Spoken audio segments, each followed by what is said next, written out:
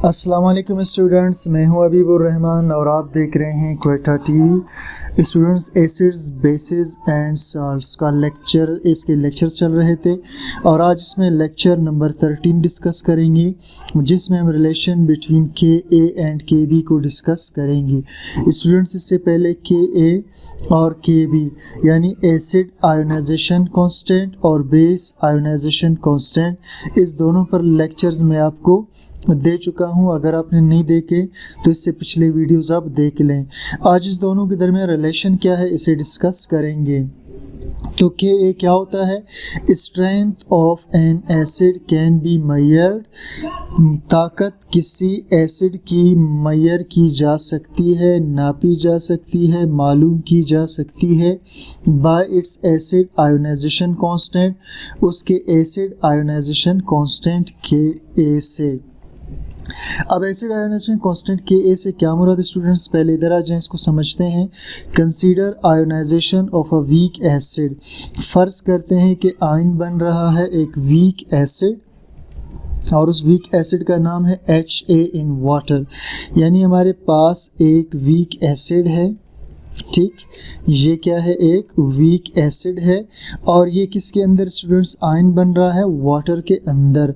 तो ये जब एसिड वाटर के अंदर आयोनाइज होगा तो एसिड अपना H+ वाटर को दे देगा और वाटर बन जाएगा स्टूडेंट्स हाइड्रोनियम आयन। वाटर क्या बन जाएगा स्टूडेंट्स? Hydronium ion. और उसके साथ साथ इसका एन आयन रिलीज होगा, एसिड का ये वाला एन आयन बनकर अलग हो जाएगा ये पोर्शन। अब स्टूडेंट्स, इसके बाद हम क्या करते हैं?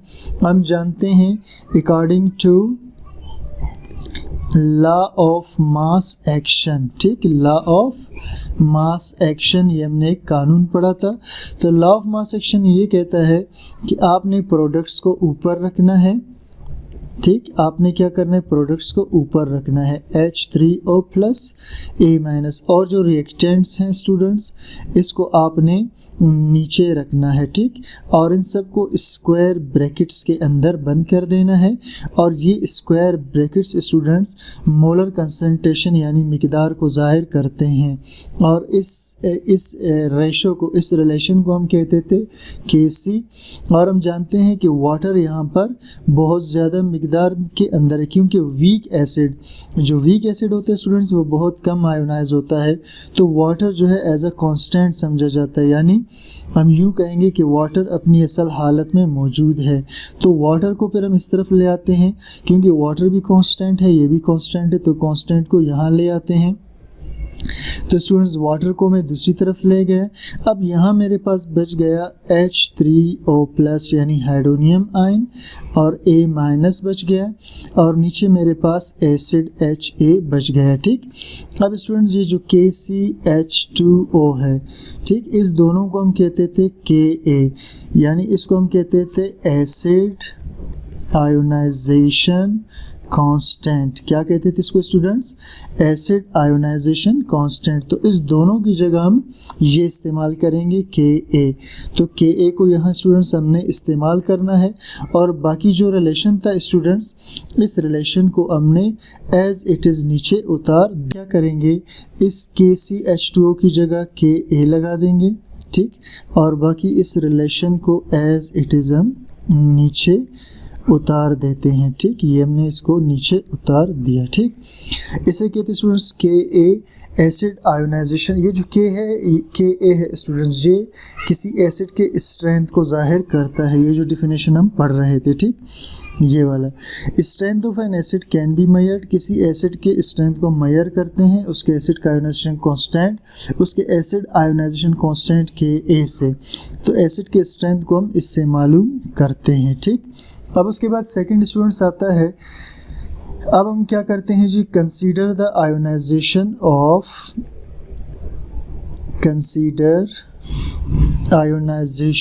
Of a conjugate base. ठीक, ऑफ अ कंजुगेट बेस। ठीक, इन वाटर पानी के अंदर, इन वाटर पानी के अंदर। ठीक है स्टूडेंट्स, अब ये जो स्टूडेंट्स एक चीज़ आपने नोट करना है, अभी जो हम बात कर रहे थे कि ये एसिड है, इसे हमने पानी में डाल दिया। ठीक, तो एसिड ने पानी को अपना हाइड्रोजन दे के उसे हाइड्रोनियम आयन बना दिया और ये अलग हो गया।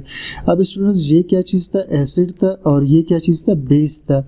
एसिड जब अपना H+ दे देता है तो उसके बाद एसिड क्या बन जाता है, ये स्टूडेंट्स बन जाता है कंजुगेट बेस। क्या बन जाता है, कंजुगेट का मतलब है मुतअल्लिका, यानी ये खुद तो बेस नहीं था लेकिन पानी के ताल्लुक से बेस बन गया, इसे कंजुगेट बेस कहेंगे।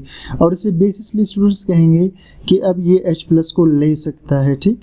और ये जो H3O+ है स्टूडेंट्स, ये अब बन गया है कंजुगेट एसिड। क्या बन गया है, और एसिड इसलिए बना है स्टूडेंट्स क्योंकि ये H+ किसी को दे सकता है, इसके पास एक्स्ट्रा H+ है, ये किसी को दे सकता है। अब स्टूडेंट्स हम इस कंजुगेट बेस की बात कर रहे हैं, ठीक। Consider ionisation of a conjugate base in water. फर्ज करते हैं कि एक कंजुगेट बेस है A-, ये वाला स्टूडेंट्स, ठीक है, ये इसी का कंजुगेट बेस है, ठीक। इसे हमने लिया तो ये क्या है हमारे पास, ये है कंजुगेट बेस, ठीक। अच्छा, ये कंजुगेट बेस को स्टूडेंट्स जब हम पानी के अंदर डालते हैं आयोनाइज होने के लिए तो ये क्या करता है, ये पानी से एक H लेकर Ha बना देता है, यानी वही दोबारा एसिड बना लेता है। और उसके बाद हाइड्रोक्साइड आयन, यानी पानी से एक H यहाँ चला गया, ठीक। अब एक H और O रह गया तो इसे हम कहेंगे OH, यानी हाइड्रो ऑक्साइड आयन से कहते हैं, ठीक। अब स्टूडेंट्स इसका अगर हम उसी तरीके से लॉ ऑफ मास एक्शन के मुताबिक, ठीक, according to law of mass action, तो लॉ ऑफ मास एक्शन के मुताबिक स्टूडेंट्स प्रोडक्ट्स को हम क्या करते हैं, प्रोडक्ट्स को हम ऊपर रखते हैं, ठीक, और रिएक्टेंट्स को हम क्या करते हैं, नीचे रखते हैं, ठीक, और सबको स्क्वायर ब्रैकेट के अंदर बंद कर लेते हैं, ठीक। और इसे स्टूडेंट्स हम क्या कहते थे, Kc इक्विलिब्रियम कांस्टेंट। और स्टूडेंट्स ये जो वाटर है चूँकि ये कांस्टेंट है तो इसे हम कांस्टेंट की तरफ निकाल देंगे, ठीक। ये वाटर को हम ले गए दूसरी तरफ कांस्टेंट के साथ, बाकी रह गया हमारे पास यहाँ Ha और OH- और नीचे A- हमारे पास रह गया, ठीक। अब स्टूडेंट्स ये जो KCH2O है, ठीक, KCH2O, इसे हम Kb बोलेंगे क्योंकि यहाँ ये बेस का इक्विलिब्रियम कांस्टेंट है, ठीक। ये बेस को हमने आयोनाइज किया है तो बेस का इक्विलिब्रियम कांस्टेंट बना, इसलिए इसे हम Kb कहेंगे, ठीक है। और इसे हम कहते हैं बेस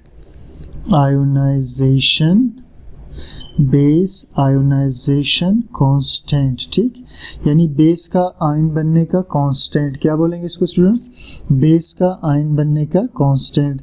इसे हम इक्वेशन नंबर 2 कर लेते हैं स्टूडेंट्स, और इससे जो एसिड आयोनाइजेशन कांस्टेंट था इसे हम इक्वेशन नंबर 1 कर लेते हैं।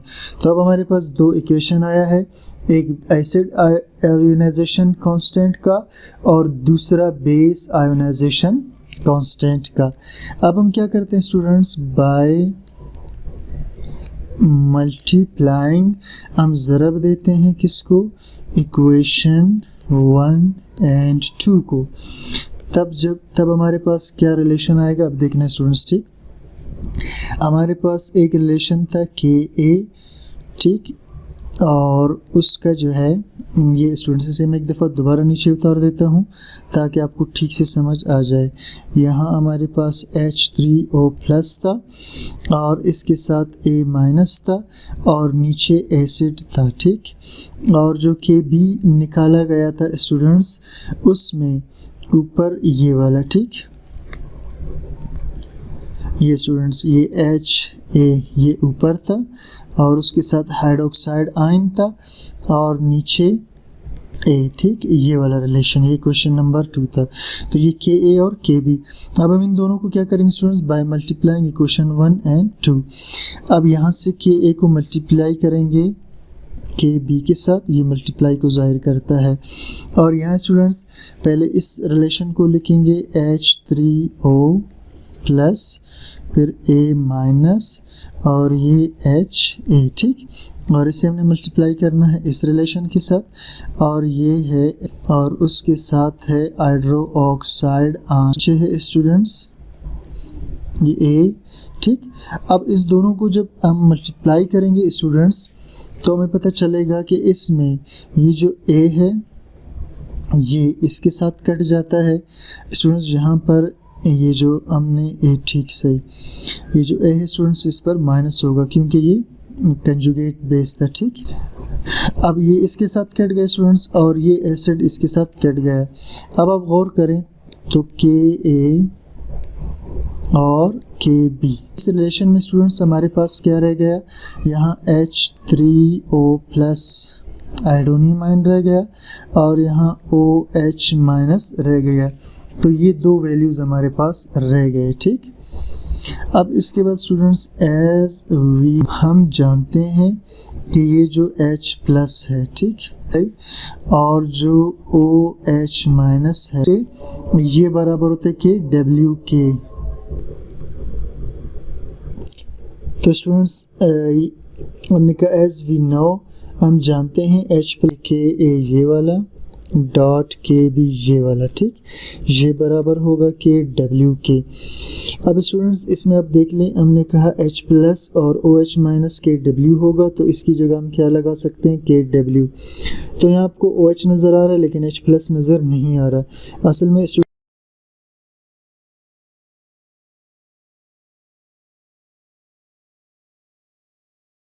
ये वाटर है और साथ में H प्लस है, तो हम इसकी बात कर रहे हैं, ठीक है, H प्लस और OH।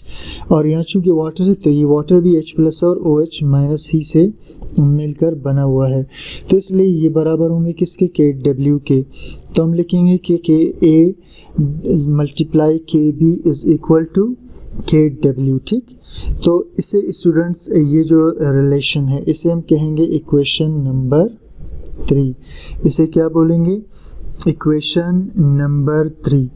अब इक्वेशन 3 को स्टूडेंट्स इक्वेशन 3 कैन बी, इसे हम इस तरह से भी ज़ाहिर कर सकते हैं, कैन बी एक्सप्रेस्ड एज, यानी यही इक्वेशन है अगर हम इसे के ए के लिए निकालना चाहें, ठीक, और के डब्ल्यू अपनी जगह स्टूडेंट्स रहेगा, के बी को दूसरी तरफ ले जाएंगे तो ये नीचे चला जाएगा। तो एसिड के लिए इस वैल्यू को हम यूँ ले सकते हैं, के ए इज इक्वल टू के डब्ल्यू डिवाइडेड बाय के बी, ठीक। और बेस के लिए हम इसे कैसे ले सकते हैं स्टूडेंट्स, के बी को आप इधर ही छोड़ दें इज इक्वल टू के डब्ल्यू को इधर ही छोड़ दें और के ए को दूसरी तरफ ले जाएंगे तो के ए नीचे चला जाएगा। तो इस तरह हम बेस आयोनाइजेशन कांस्टेंट को भी इससे मालूम कर सकते हैं और एसिड आयोनाइजेशन कांस्टेंट को भी इससे मालूम कर सकते हैं। फ्रॉम अबव एक्सप्रेशन, इस एक्सप्रेशन से, इस फार्मूले से पता चला, इट इज़ क्लियर दैट ये वाज़े हो गया, larger the value of K A smaller will be the value of K B. अगर बड़ी होगी वैल्यू के ए की तो छोटी वैल्यू होगी के बी की। क्या मतलब स्टूडेंट्स, देखिए ये एक दूसरे के उलट है, ठीक, जिसे हम कहते हैं इन्वर्स रिलेशन। के ए अगर बड़ा होगा तो के बी छोटा होगा क्योंकि इन्वर्स या उलट रिलेशन है। इसी तरह अगर के बी बड़ा होगा तो के ए इसके मुकाबले में छोटी होगी, यानी अगर बेस ज़्यादा आयोनाइज होगा तो इसका मतलब है एसिड कम आयोनाइज हुआ, अगर एसिड ज़्यादा आयोनाइज होगा तो इसका मतलब इसका बेस कम आयोनाइज होगा। इसका कॉन्सेप्ट ये है स्टूडेंट्स, अगर ये एक एसिड है और इसे हम पानी में डालें, ठीक, अगर ये स्ट्रॉन्ग एसिड था तो पानी में डालने के बाद ये आयोडोनियम आयन बनाएगा और एक, अब ये इसका कंजुगेट बेस है, ठीक, ये क्या चीज़, इसका कंजुगेट बेस और ये इसका कंजुगेट एसिड है।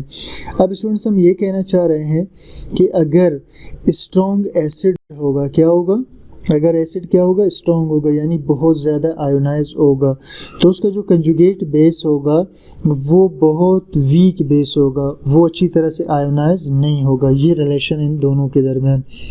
तो इस एक्सप्रेशन से पता चला larger the value of K ए, अगर के ए की वैल्यू ज़्यादा होगी यानी एसिड ज़्यादा आयोनाइज होगा, smaller will be the value of K B, तो उसके मुकाबले में के बी की वैल्यू छोटी होगी यानी बेस कम आयोनाइज होगा, एंड वाइस वर्सा, और इसका उलट, यानी अगर एसिड कम आयोनाइज होगा तो फिर बेस उसके मुकाबले में ज़्यादा आयोनाइज होगा। If negative logarithm of both sides is taken in equation 3, अगर इक्वेशन 3 में हम दोनों तरफ नेगेटिव लोगारिथम ले लें, ठीक, इक्वेशन 3 स्टूडेंट्स क्या था हमारे पास, ये के ए इंटू के बी इज इक्वल टू के डब्ल्यू, यानी के ए इंटू के बी इज़ इक्वल टू के डब्ल्यू। अगर हम दोनों तरफ निगेटिव लॉगरिथम ले लें, दोनों तरफ स्टूडेंट्स में क्या करें, नेगेटिव लॉगरिथम ले लें, तो फिर हमारे पास, अब आप जानते हैं स्टूडेंट्स, ये जो नेगेटिव लॉग होता है ये p के बराबर होता है, तो इसलिए इस वैल्यू को हम क्या लेंगे, p के a, और इस के b की वैल्यू को लेंगे p के b, और के w की वैल्यू को हम लेंगे p के w। तो हमारे पास ये रिलेशन आ जाएगा।